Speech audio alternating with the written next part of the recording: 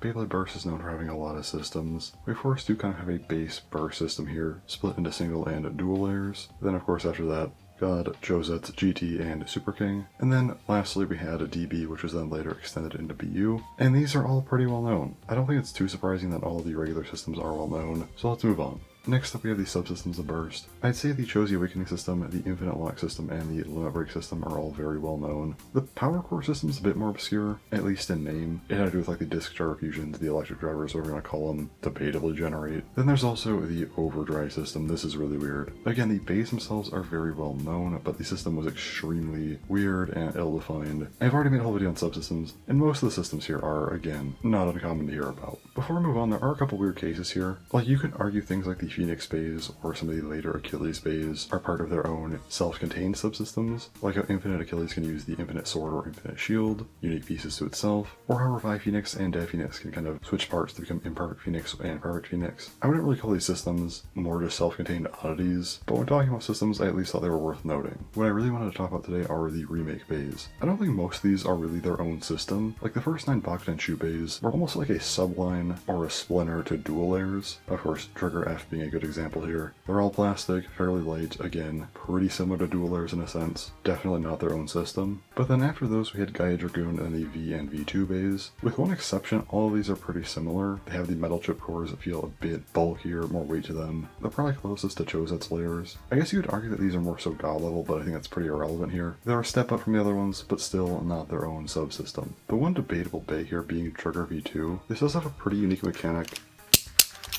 where part of the layer can, of course, be taken off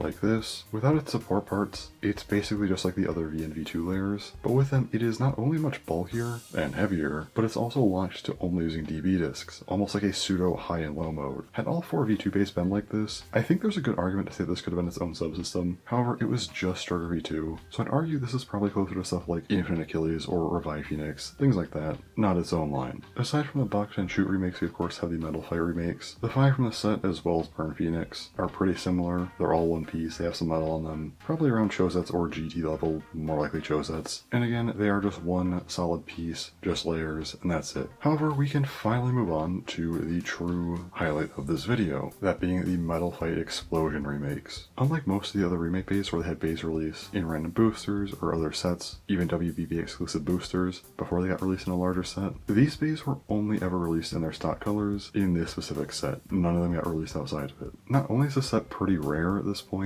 but it does feel somewhat obscure, and since I have all 5 of them, I figured I can go and make a video on them. As yes, this is effectively its own special system. Unlike most of the remake bays, these aren't just one piece. All of them are actually 2 pieces. If you push out the teeth, you can tell these do become 2 distinct pieces. There's the clear wheel, which does also have the face molded into it. This generally acts as the teeth, but also can do other things, which we'll get to in a minute. Then there is the metal wheel, which of course gives the layer its weight, but also is obviously the contact points of the layer. And 3 of these layers are actually customizable. You have the clear wheels Pegasus, Unicorno, and Curbix, and then the metal wheels Galaxy, Ray, and Hell. So not only can they appear as Galaxy Pegasus, Ray Unicorno, and Hell Curbix, they can also appear as Galaxy Unicorno, Ray Curbix, and Hell Pegasus. Or, as you could probably imagine, Galaxy Curbix, Ray Pegasus, and Hell Unicorno. The only real downside of these 3 is that there aren't more of them. It would have been really cool to see more customization. If we got 40 remakes, maybe they would have modeled them in a similar way, and who knows how they would have made 40 wheels. Maybe cores, metal frames, or PC frames would have been their own parts as well. It could have gotten really wild, but unfortunately we never got those. Even with just these 3 though, it is still a really cool concept. Now, the other 2 bays are not customizable, but they do have their own unique mode changes. Like right now, Medio El Drago is in its Barrage mode, but when you reorient the clear wheel, it then enters Assault mode. I also mentioned how clear wheels can have a bit more of a purpose. This is that purpose. This El Drago clear wheel, of course, has rubber on it, and Barrage mode is better for absorption and utilizing said rubber, while Assault mode is a bit more attack heavy, and again, just the difference in where the clear wheel is positioned does have a pretty big impact on how the bay performs. You can probably also imagine that Gravity Perseus has a pretty similar mechanic,